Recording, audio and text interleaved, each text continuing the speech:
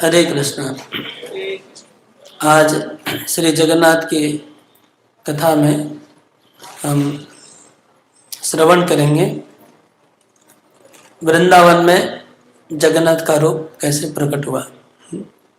कल हम सुने थे कहाँ पर जगन्नाथ का रूप प्रकट हुआ, द्वारका में।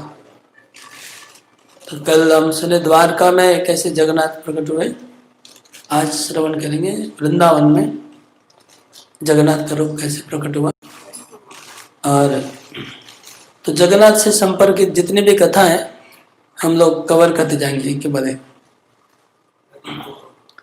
फिर कुरुक्षेत्र में कैसे प्रकट हुए जगन्नाथ का रथ, वो हम करेंगे आगे चल के। और ये सब जाकर के चैतन्य महाप्रभु के लीला में सब कुछ जाके वहाँ पर जाके मिलता है, मिलन होता है महाप्रभु के लीला में। जितने भी भाव है वहाँ पर मिलित होते हैं। तो आज हम सुनते हैं कैसे जगन्नाथ जी कृष्ण कैसे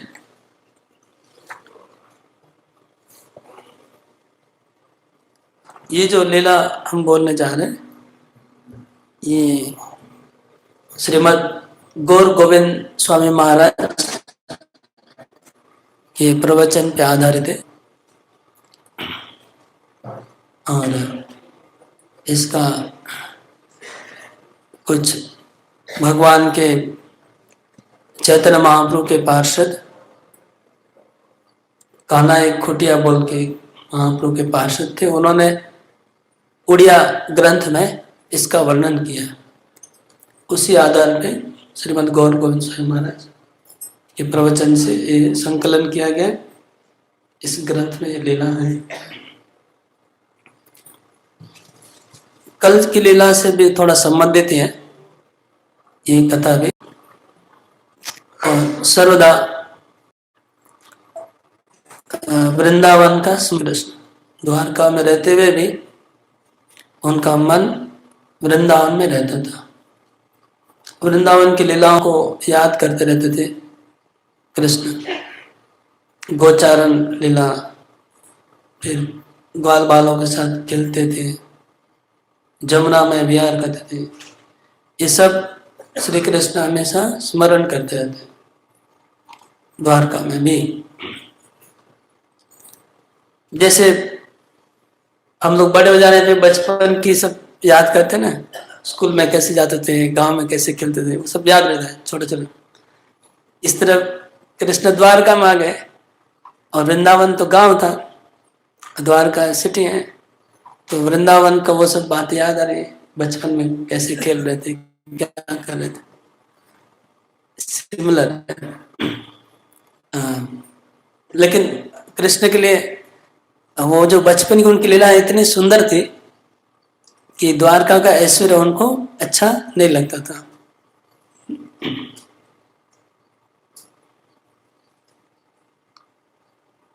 वास्तव में अभी भी हम देखते कि हम सर्कल में भी व्हाट्सएप ग्रुप में एक बार फोटो आया था, वो उसमें बचपन में जो वो साइकिल का चक्का चलाते थे वो, प्लस वो गिल्ली डंडा, वो जो खेल जो अभी शहर में कल्पना भी नहीं कर सकते, सोच भी नहीं सकते, देख भी नहीं पाएंगे। उसका पूरा जितने प्रकार का गेम्स बचपन में खेले थे उसका सब फोटो था और वो सबको याद आती थी अपने बचपन की। तो वो जब बचपन की याद आती है लोग बड़े लोगों को, तो उसमें जो रस और आनंद था वो अभी के साथ कंपेयर नहीं कर पाते। ये तो हमारा भौतिक लोगों के लिए हो गया, हम बद्ध जीवों का। लेकिन यहाँ पर क्या है, जो गांव का सरल जो वातावरण था उस जमाने का और अभी शहर के साथ तुलना करेंगे तो वो बहुत, उसमें बहुत आनंद है। अभी सब कंप्यूटर में गेम खेलते रहते बच्चे, उनको पता ही नहीं कि क्या गेम होती थी। जो ओपन फील्ड में उसका कल्पना भी नहीं कर सकते।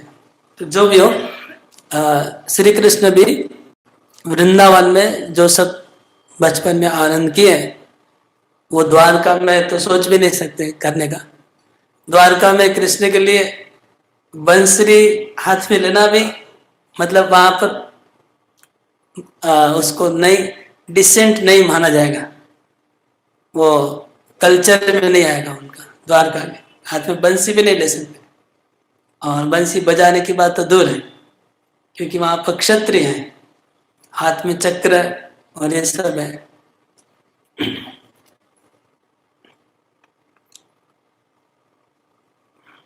और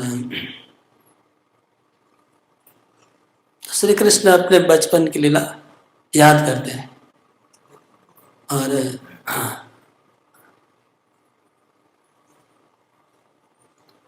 हम लोग बचपन के कल्चर को याद करते हैं, आगे के कल्चर को देना चाहते हैं।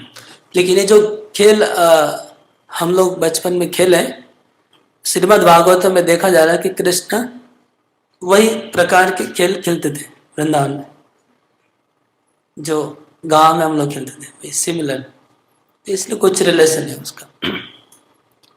तो एक दिन कृष्ण बहुत ज्यादा ओवरवेल्म्ड, ज्यादा भाव विभोर हो गए, ज्यादा भाव विभोर हो गए, और वो वृंदावन की और गोपियों के बारे में सोचते सोचते सोचते सोचते प्राय मूर्छित प्राय हो गए, मूर्छित हो गए सोचते सोचते। जैसे भक्त लोग भगवान के बारे में सोचने से मूर्छित हो जाते हैं, इसी प्रकार कृष्ण भी अपने भक्तों के बारे में सोचते हुए मूर्छित हो जाते हैं, स्पेशली गोपियों के बारे में सोचते हुए मूर्छित हो गए। और तब उनकी मूर्छित अवस्था में सब लोग चिंता में पड़ गए द्वारका में कि क्या किया जाए, कैसे कृष्ण को जगाया जाए। और जग नहीं रहे कृष्ण। ये लीला हमने बृहद भागवतम में भी चर्चा की थी, आप लोगों को याद होगा। तो ये शास्त्रों के अनुसार ही है, शास्त्रों के बाहर नहीं है। बृहद भागवतम में सनातन गोस्वामी भी इसका वर्णन करते हैं। तो उस भगवान ब्रह्मा के हर दिन एक बार प्रकट होते हैं पृथ्वी पे, लीला करते हैं। और ब्रह्मा के दिन बहुत है, आप लोग को याद है, 365 इंटू 100, अब 36,500 दिन, 36,500 बार भगवान लीला करते हैं पृथ्वी पे आके, ब्रह्मा के वन लाइफ टाइम है।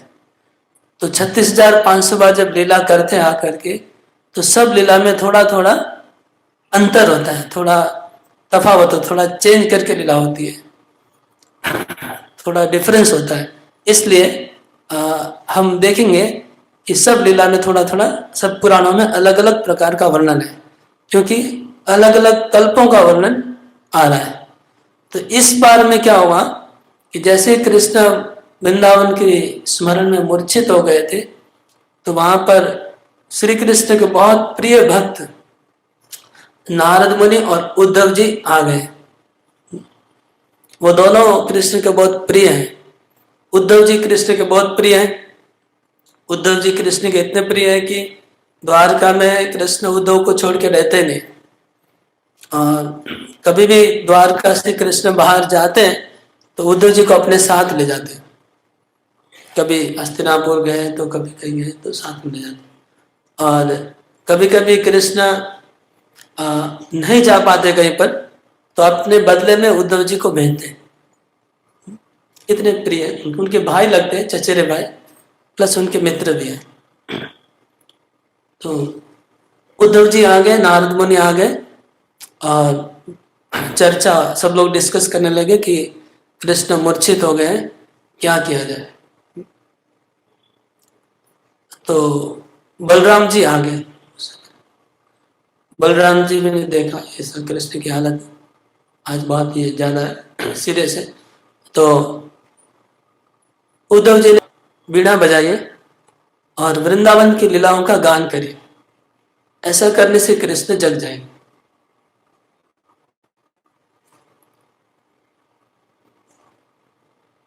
तब नारद मुनि ने कहा, मैं वीणा बजाऊंगा, कृष्ण जग जाएंगे, लेकिन साथ में एक प्रॉब्लम है कि जैसे ही कृष्ण जगेंगे, वृंदावन का याद करते करते जगेंगे, तुरंत वो वृंदावन जाना चाहेंगे, यहाँ पर रहेंगे नहीं। तो जगाने के पहले इसके बारे में सोच लीजिए। अगर जगेंगे तो उनको वृंदावन की तरफ दौड़ेंगे वो, तो उसके लिए कुछ सोच, नहीं तो कुछ प्रॉब्लम हो सकता है फिर। तब चर्चा होने लगा।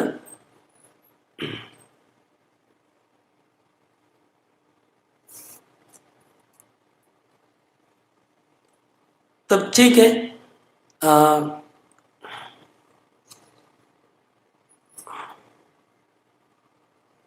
तब कहते ठीक है, हम लोग ऐसा करते हैं। नारद मुनि कहते हैं कि आ, हम लोग कृष्ण का रथ तैयार, जैसे मैं वीणा बजाऊंगा, कृष्ण उठेंगे और उनको रथ पे बिठा देंगे, और उस रथ से कृष्ण वृंदावन जा सकते हैं। उनका वृंदावन जाने का अरेंजमेंट किया जाए। तो उनके दारुक सारथी को बुलाया गया, रथ तैयार किया गया। लेकिन फिर तुरंत बलराम जी ने, उद्धव जी बहुत गंभीर हो गए। उद्धव जी ने कहा कि रुकिए रुकिए, मैं वृंदावन गया था कुछ दिन पहले, और वृंदावन की अवस्था बहुत गंभीर है। वहां पर नदियां सूख गई है, वृक्ष सब सूखे हो गए हैं, ब्रजवासी लोग कई दिनों से खाना नहीं खाए, सब गाय सब दुबली पतली हो गई, गाय खाना बंद कर दिए। कृष्ण के विरह में गायों ने खाना बंद कर दिया है। कृष्ण के विरह में सब ब्रजवासियों ने खाना पीना बंद कर दिया है। तो सबके शरीर दुबले पतले हो गए, और वृंदावन का सौंदर्य वैसा नहीं है जैसा पहले। सब लोग कृष्ण के विरह में पूरा वृंदावन सूखा हो गया है। और हमारे कृष्ण अगर वहां जाएंगे और वो वृंदावन को इस अवस्था में देखेंगे तो उनसे रहा नहीं जाएगा, और हम लोग कृष्ण को हमें हमेशा के लिए खो देंगे अगर कृष्ण को इस अवस्था में भेज देंगे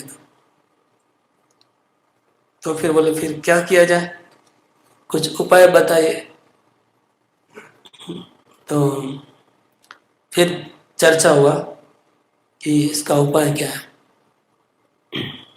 कृष्ण जगेंगे, वृंदावन जाएंगे, वहां पर उनकी अवस्था देख के उनको दुख होगा, तो उनका उनका और दुख बढ़ जाएगा, तो उनके फिर उनके लिए रहना और असंभव हो जाएगा। तो उन्होंने प्लान किया, ऐसा करते हैं कि हम लोग ब्रजवासियों को पहले से बता देते हैं कि कृष्ण आने वाले हैं। जैसे उनको ये खबर मिलेगी कि कृष्ण आने वाले हैं, वो लोग आनंद में डूब जाएंगे, और आनंद में डूब के अपने आप को फिर से सजा लेंगे। क्योंकि ब्रजवासियों का एक नियम है, नियम है कि वो कृष्ण को सुखी देखना चाहते हैं हमेशा, और कृष्ण को सुखी करने के लिए वो कुछ भी वो लोग करने को तैयार है। अगर उनको कहा जाए कि आप लोग जहर पी लो, इससे कृष्ण खुश होंगे, तो जहर पी लेंगे। अब अमृत पी लीजिए, तो अमृत भी पी लेंगे। मतलब आप अच्छा ड्रेस पहनिए ताकि कृष्ण खुश होंगे, तो अच्छा ड्रेस पहन लेंगे। वो इतने सरल है कि कृष्ण की खुशी के लिए कुछ भी करेंगे, जो बोलेंगे वैसे करेंगे। तो उनको अगर पता चलेगा कि कृष्ण आने वाले हैं, तो अपने आप वो लोग तुरंत, उनको पता है कि कृष्ण आ करके हम लोग को देखेंगे तो उनको दुख होगा, ये सोच के वो अपने आप को ठीक कर लेंगे। ये ब्रजवासियों का इतना ऊंचा भाव रहता है। तब ब्रजवासी लोग कृष्ण चले जाने के बाद, बृहद भागवत में वर्णन है, हम लोग सुने थे कि ब्रजवासी लोग जी नहीं पा रहे थे कृष्ण के विरह में। बलराम जी ने वर्णन किया, रोहिणी जी ने वर्णन किया। हाँ, बलराम जी बोलते हैं कि गोवर्धन इतना छोटा हो गया है कि लोग गिरना चाहते, गिर के आत्महत्या करना चाहते हैं, लेकिन इतना छोटा गया कि आत्महत्या नहीं कर पा रहे। और जमुना में कूद के गिरना चाहते, लेकिन जमुना का पानी भी सूख गया। इस तरह से वृंदावन वासी कृष्ण के विरह में जी नहीं पा रहे थे, लेकिन एक कारण से वो जी रहे थे। उनका जीने का एक ही कारण था। उनका कारण जीने का ये था कि कृष्ण बाय चांस अगर वापस आए वृंदावन में, अगर वो हम लोग को नहीं देखेंगे तो उनको कितना कष्ट होगा। तो अगर कृष्ण वृंदावन आएंगे और हम लोग को ढूंढेंगे और हम लोग अगर नहीं देख पाएंगे तो उनको कष्ट होगा। ये सोच के व्रजवासी जी रहे, इसलिए उनका जीना भी कृष्ण की खुशी के लिए है। उनको खाना पीना रहना सहना सब कुछ कृष्ण की खुशी के लिए ही है। तो फिर कौन व्रत जाएगा कि कृष्ण आ रहे हैं, आप लोग रेडी हो जाइए।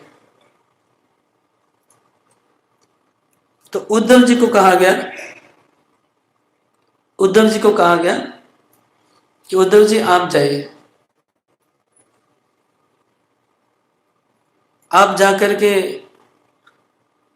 वृंदावन में खबर दीजिए कि कृष्ण आ रहे हैं। तो आप पहले जा चुके हैं, आपको रास्ता भी पता है और आप जानते भी हैं सब लोग, ब्रजवासी लोग। तो उद्धव जी कहते हैं कि मैं नहीं जाऊंगा। क्यों? क्योंकि मैं पहले एक बार गया था। कृष्ण जब वृंदावन से मथुरा आ गए,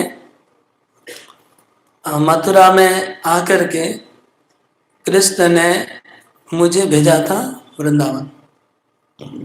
और कृष्ण ने बहुत मीठी मीठी बात लिख के पत्र चिट्ठी भेजा था, और उसमें कृष्ण ने प्रॉमिस किया था कि मैं बहुत जल्दी वृंदावन आने वाला हूं। और मैं कृष्ण की बात पे विश्वास करके गया और जाकर के उन व्रजवासियों को सांत्वना देने के लिए मैंने बहुत प्रयास किया। उनको, वो लोग को मेरी बात पे भरोसा नहीं हो रहा था। खाए, कसम खाए, सौ बार कसम खाए माँ यशोदा, नंद महाराज के पास, गोपियों के पास, कि आपके कृष्ण को मैं लेके आऊंगा। और आप, वो लोग को मैंने इतना मेहनत करके समझा के मैं जब आया मथुरा, उसको भी करीब 50 साल से ज्यादा हो गया। और हर दिन मैं कृष्ण को बोलता हूँ कि मैंने कसम खा के मैं आया हूँ, प्रॉमिस करके आया हूँ कि कृष्ण को मैं भेजूंगा, तो कृष्ण तुम वृंदावन जाओ। लेकिन कृष्ण हर दिन बोलते कि मैं जाऊंगा, मैं कल जाऊंगा, मैं कल जाऊंगा। ये कल कल करते उन्होंने 50 साल से बिता दिया, कई साल, लेकिन कृष्ण कभी गए नहीं। ये जाते ही नहीं है वृंदावन, इतना बोलने के बाद भी। इसलिए अगर अभी मैं जाऊंगा, मैं उन लोग के मुंह दिखाने के लायक नहीं रह गया वृंदावन। मैं मुंह भी नहीं दिखा सकता हूँ, क्योंकि मैंने प्रॉमिस किया था कि लेके आऊंगा, कृष्ण को भेजूंगा, और कृष्ण आए नहीं, तब मैं कैसे उनको मुंह भी दिखाऊं। इसलिए मेरे लिए जाना संभव ही नहीं है। मेरी बात पे वो लोग विश्वास नहीं करेंगे। मैं बोलूंगा कि कृष्ण आ रहे हैं, वो लोग उड़ा देंगे और कोई उनमें परिवर्तन नहीं आएगा मेरी बात सुन के।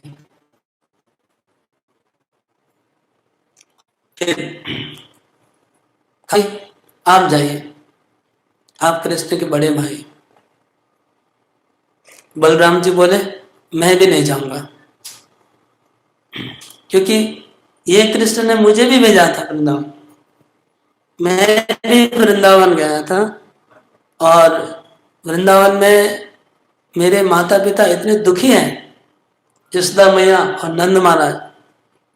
उन्होंने मुझे गोद में बिठाया और मैंने उनको कितने प्रेम से कहा था कि मैं कान्हा को भेज दूंगा, क्यों नहीं मेरी बात मानेगा, मैं बड़ा भाई हूं, उसको जोर से भेजूंगा। उद्धव की बात नहीं माने तो क्या हुआ, मेरी बात वो मानेगा, मैं मेरी बात विश्वास करिए। मैं इस तरह से अपना गर्व के साथ बोल के आया था कि मैं कृष्ण को भेजूंगा। लेकिन कृष्ण मेरी बात सुन नहीं रहे। इतनी बार मैंने उनको कह चुका हूं कि कृष्ण तुम वृंदावन जाओ, लेकिन हमेशा कृष्ण कुछ न कुछ बहाना बना रहे, आज जाऊंगा कल जाऊंगा करते करते हुए दिन बिता रहे। इसलिए मैं भी और जाऊंगा और कहूंगा तो मेरी बात पे कोई भरोसा नहीं करेंगे। तो बलराम जी ने भी मना कर दिया।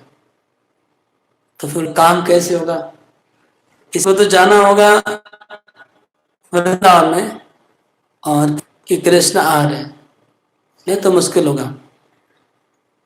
तब वहां पर सुभद्रा देवी आती है।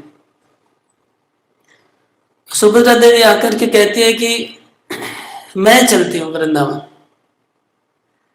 मैं जाऊंगी वृंदावन, और देखने की बहुत इच्छा है सुभद्रा देवी को, बहुत दिन से मन में था, वृंदावन जाने की इच्छा थी।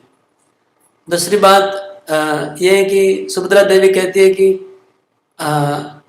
तुम दोनों की बात वो लोग नहीं मानेंगे, लेकिन मेरी बात जरूर मानेंगे, क्योंकि मैं एक स्त्री हूं और मैं उनका दुख भी समझती हूँ कि तुम लोग मेरी बात पे भरोसा करो। उन उन लोग की बात भले आप वो लोग ने तोड़ दिया अपनी बातों को, लेकिन मैं मेरी बात नहीं तोड़ूंगी, मैं झूठा नहीं बोलूंगी। तो सुभद्रा देवी ने कहा कि मैं जा सकती हूँ, मैं समझा सकती हूँ, मैं जसोदा मैया की गोद में बैठ कर उनको समझाऊंगी, गोपियों को समझाऊंगी कृष्ण के बारे में। तो सब लोग तैयार हो गए कि ठीक है सुभद्रा देवी जाएंगी। तो एक रथ बनाया गया सुभद्रा देवी का, सुभद्रा देवी का रथ बना। फिर बलराम जी कहते कि सुभद्रा देवी अकेली कैसे जाएगी, मेरी छोटी बहन है, तो मुझे भी साथ में जाना चाहिए। तो सुभद्रा देवी को बोला तुम आगे आगे जाओ, मैं पीछे पीछे आता हूँ, कि सुरक्षा के लिए सुभद्रा देवी की, तुम जाके बातें करना लेकिन मैं पीछे आता हूँ। तो सुभद्रा देवी का रथ तैयार हुआ, सुभद्रा देवी का रथ शुरू हुआ और फिर बलराम जी के लिए रथ तैयार हुआ, बलराम जी भी उनके पीछे पीछे चले।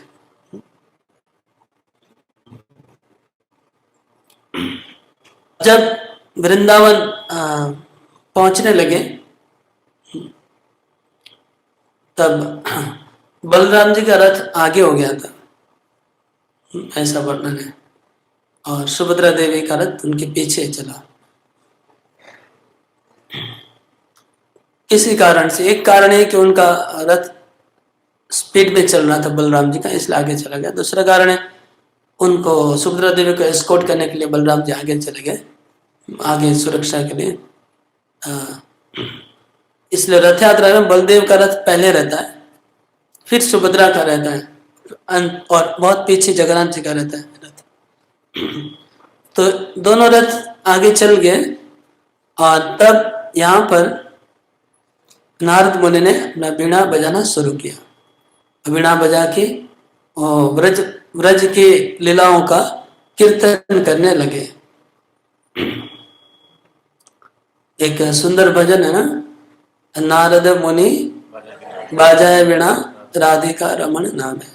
तो इस तरह से वीणा बजा रहे थे राधिका रमन के नाम से, और श्री कृष्ण धीरे धीरे धीरे उनका होश आया। श्री कृष्ण जब होश में आते हैं तो वो वृंदावन के भाव में जगे। तो वृंदावन के भाव में जगे, उठ के, मतलब बंसरी का है, हम लोग जैसे उठ के मोबाइल का है, नींद से उठ के सबसे पहले मोबाइल को ढूंढते हैं, ऐसे ही कृष्ण नींद से उठ के क्या ढूंढते हैं? बंसरी ढूंढते हैं, कि उनका बंसरी मोबाइल है। कृष्ण के लिए बंसरी मोबाइल है। तो नींद से उठे, बंसरी कहाँ है? बंसरी नहीं है। ढूंढने लगे मेरा बंसरी कहाँ है, बंसरी कहाँ है, बंसरी कहाँ है। तो ढूंढने लगे बंसरी को। और बंसरी ढूंढते उन्होंने नारद मुनि को देखा। कह रहे नारद मुनि, आप मुझे वृंदावन में कहाँ आ गए? बोले हाँ मैं आया हूँ आपको मिलने। फिर बोले, और उद्धव जी को दिखाई पड़ा। अरे उद्धव जी, तुम इधर क्या कर रहे हो? वृंदावन तुम्हारा क्या क्या काम है? द्वारकावासी सब कैसे हैं? वृंदावन में तुम क्यों क्या कर रहे हो उधर? मेरी बंसरी कहाँ है? तो उद्धव जी को देखा तो उनका भाव में फिर भावांतर हुआ। धीरे धीरे उनको रियलाइज हुआ कि ये वृंदावन नहीं है। तो उद्धव जी ने कहा कि प्रभु, ये वृंदावन नहीं है, ये द्वारका है, और ब्रज भाव में डूबे हुए हैं, इसलिए आपको समझ में नहीं आ रहा। कृष्ण बोलते नहीं, मुझे वृंदावन ले चलो, मैं तुरंत वृंदावन जाना चाहता हूँ, मुझे द्वारका कौन लेके आ गया? तो कृष्ण कभी कभी कृष्ण के ऐसे भाव में चले जाते हैं कि उनको लगता है कि द्वारका एक स्वप्न देख रहे हैं, सपने में द्वारका चले जाते हैं, और कभी कभी द्वारका में रहते तो वृंदावन का सपना देखते हैं। दोनों तरफ उनका भाव बदलता है। तो बोले मुझे द्वारका कौन लेके, मुझे वृंदावन ले चले, यहाँ कैसे आ गया? तो उद्धव जी कहते कि हाँ, हमें पता है कि आप वृंदावन जाना चाहते हैं, इसलिए आपका रथ हमने तैयार किया। आप रथ पे सवार हो जाइए और चलिए, आपको वृंदावन ले जाते हैं। तो कृष्ण रथ पे सवार हो गए और वृंदावन आगे जाने लगे। तो ये रथ हुआ बलदेव सुभद्रा और जगन्नाथ का। अब आगे उनका रूप के बारे में वर्णन आता है। तो अब सुभद्रा देवी और बलदेव जी जब वृंदावन जाने लगे तो उन्होंने जब वृंदावन की दशा का देखा, वृंदावन की उस दशा को देखा जब बलराम और सुभद्रा ने, तो उनको महाभाव हो गया दोनों को। और महाभाव में ये शरीर में कुछ परिवर्तन आता है, शरीर का रंग बदल जाता है, और रोम खड़ जाते हैं, आंखों में आंसू आते हैं। इस तरह से अष्ट सात्विक विकार है। अष्ट सात्विक विकार जो होता है वो कृष्ण प्रेम अगर किसी को प्राप्त होता है, उसके शरीर में अष्ट सात्विक विकार प्रकट होते हैं। लेकिन अष्ट सात्विक विकार के भी ऊपर कुछ विकार है जो किसी ऑर्डिनरी जीव में कभी प्रकट नहीं हो सकते। केवल राधा रानी के अंदर प्रकट हो सकते हैं, या राधा रानी की सखियों में प्रकट हो सकते हैं, और किसी में नहीं हो सकता वो भाव प्रकट। तो वो भाव प्रकट किया बलराम जी ने और सुभद्रा ने। उनकी आंखें पूरी बड़ी बड़ी हो गई और उनके हाथ पांव सिकुड़ गए। ये महाभाव है। हाथ पांव सिकुड़ गए और आंखें फूल गई, और इसको महाभाव कहते हैं। महाभाव का प्रकाश हुआ। और एक लीला हुई वृंदावन में। तो वृंदावन की अधीश्वरी श्रीमती राधा रानी, वो उनका कृष्ण विरह में उनका शरीर प्राय मृत प्राय हो गया। मृत प्राय हो गया उनका शरीर, और वो बेहोश होके राधा रानी पड़ी हुई थी, बेहोश होके पड़ी हुई। और उनकी सखियां राधा रानी को स्वस्थ करने के लिए उनके कान में कृष्ण के मंत्रों का, कृष्ण के नाम का उच्चारण कर रही थी, ताकि राधा रानी का मृत्यु नहीं हो जाए। जैसे कोई वेंटिलेटर में चला जाता है, हाँ, तो ऑक्सीजन का सब बोतल वोटल लगा देते हैं और बार बार वो पल्स देखते रहते हैं उधर उस इंडिकेटर में कितना कम ज़्यादा हुआ। तो यहाँ पर आदरणीय मित्र उनका ऑक्सीजन क्या है? कृष्ण। उनको बचा के रखने के लिए जो ऑक्सीजन है वो है कृष्ण। और आदरणीय लगता है कि शरीर छूट जाएगा और उनको बचाने के लिए continuous non stop Krishna Krishna Krishna Krishna कान में बोलते हैं, ताकि उनका फिर लाइफ है कि नहीं देख रहे बार बार। वो पैरामीटर क्या था? तो ललिता देवी कृष्ण कृष्ण बोल रही थी और विशाखा देवी उनके नाक में कॉटन, रुई का कॉटन नाक में लगा के देखती थी कि उनका श्वास चल रहा है कि नहीं, बार बार। इस दशा में राधा रानी पड़ी हुई थी कृष्ण के विरह में।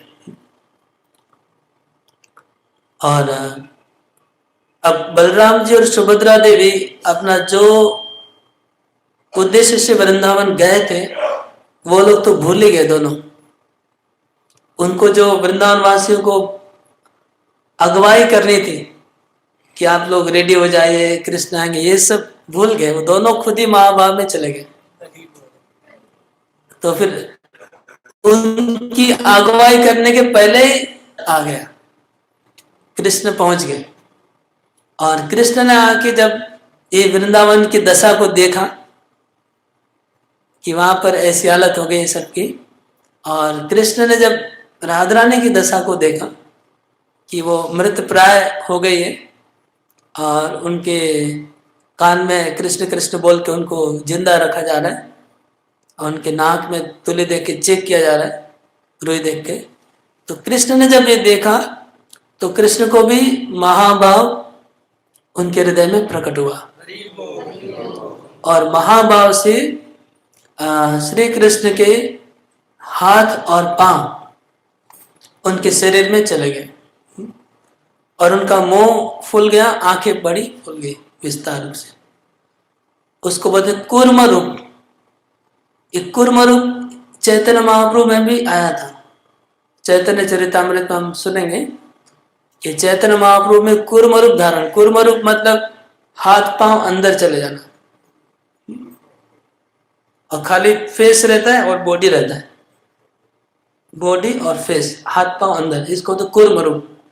तो महाप्रभु ने भी कूर्म रूप प्रकाश किया, तो जगन्नाथ जी का भी, कृष्ण का भी कूर्म रूप हो गया और हाथ पांव अंदर चले गए, महाभाव रूप में आ गए। वही है श्री जगन्नाथ।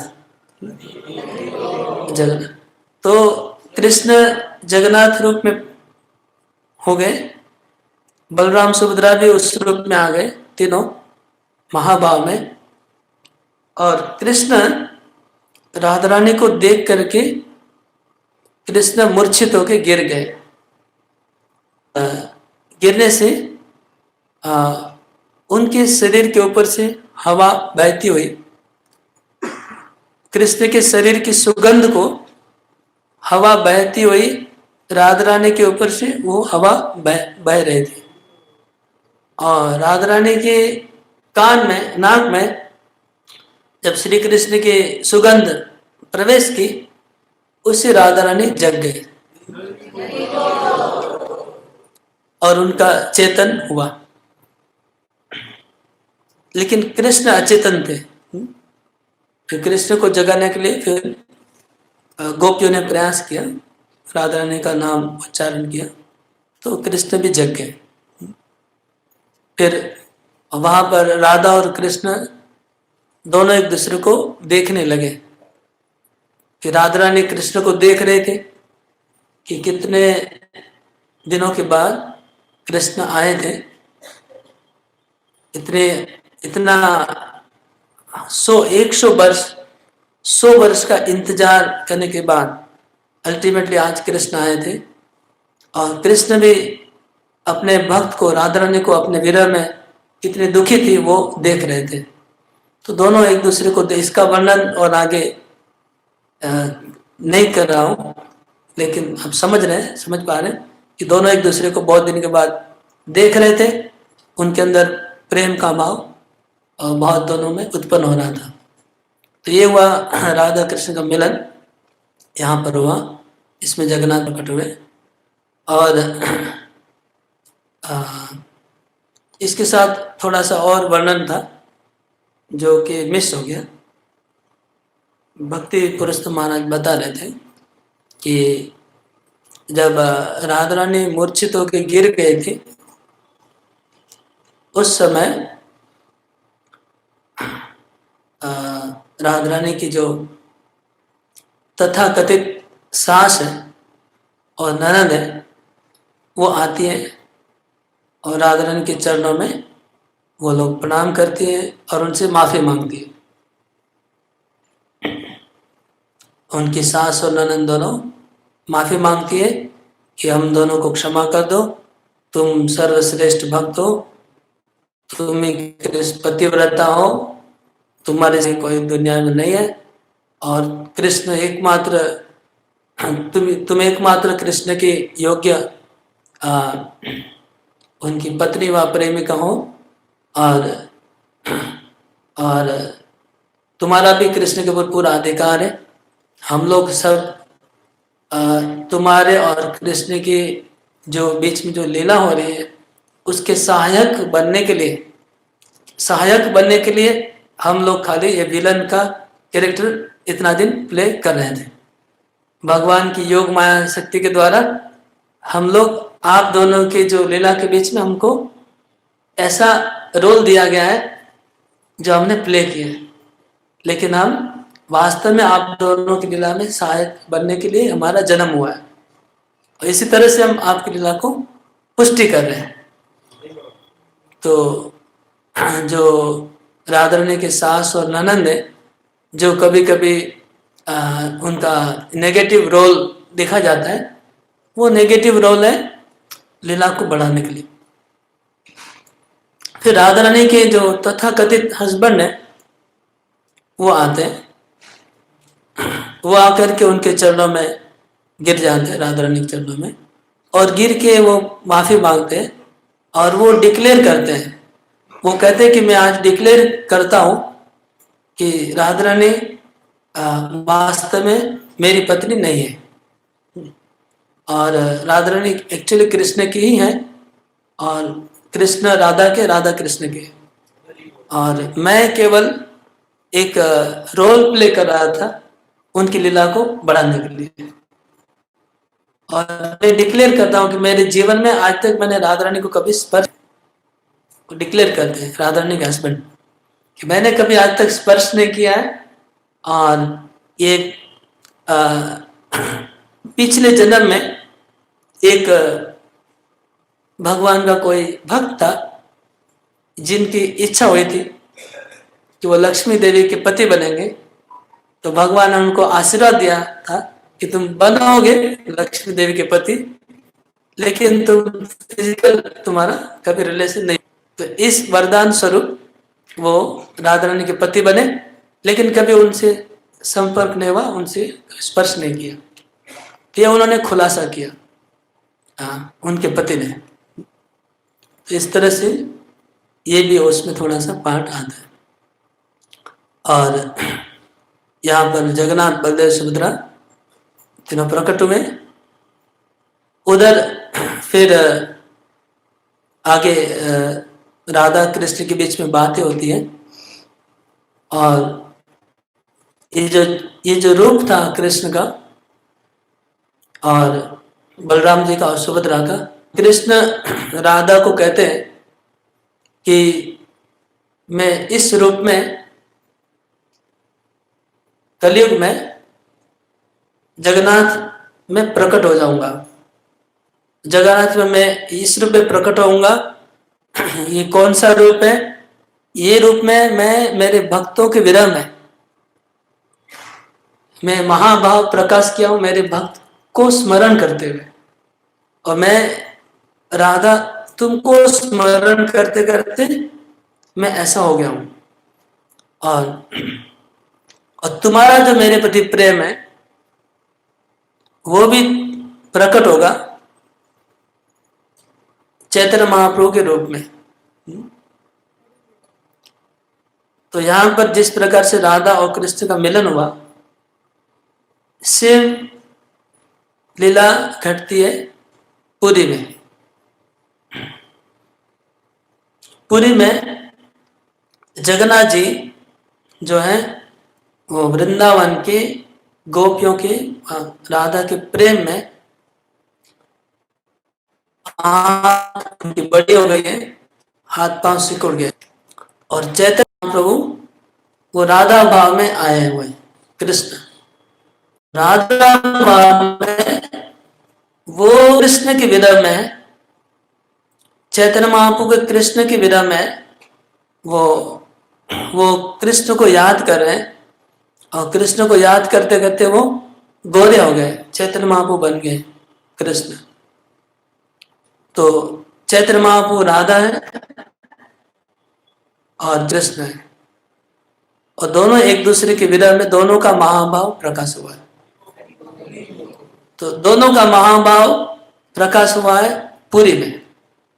पुरी में जगन्नाथ जी महाभाव प्रकट करें कि वो कृष्ण राधा के विरह में, और यहाँ पर पुरी में चैतन्य महाप्रभु भाव प्रकट करें कि राधा रानी कृष्ण के विरह में। तो दोनों का महाभाव का मिलन होता है, तो इसलिए पुरी का धाम बहुत श्रेष्ठ है। और हमने पहले ही बताया था कि चैतन्य महाप्रभु ने अपना आधा जीवन पुरी में बिताया। कि क्यों, ऐसा क्यों?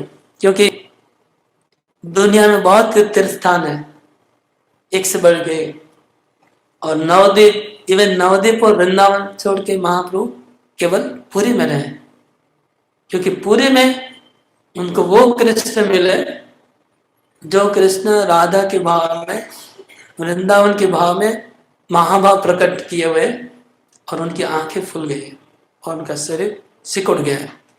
तो ये है पुरी का रहस्य, जिसमें चैतन्य महाप्रभु जो कि कृष्ण है, वो राधा का महाभाव प्रकट कर रहे हैं कृष्ण के प्रति, और इधर जगन्नाथ जी जो कि कृष्ण है, वो कृष्ण का राधा के प्रति जो महाभाव है वो प्रकट कर रहे हैं। दोनों का मिलन होता है। तो इसका फर्दर डिस्कशन आगे की लीलाओं में होगा। अभी ये भूमिका बन गया। अभी आप जगन्नाथ जी क्या है समझ पा रहे हैं, चैतन्य महाप्रभु क्या समझ पा रहे हैं, तभी आगे की लीला समझने में आसान होगी। तो आगे हम फर्दर लीलाएं महाप्रभु के बीच में और जगन्नाथ के बीच में जो लीलाएं घट रही है वो हम आगे डिस्कस करेंगे। हरे कृष्णा।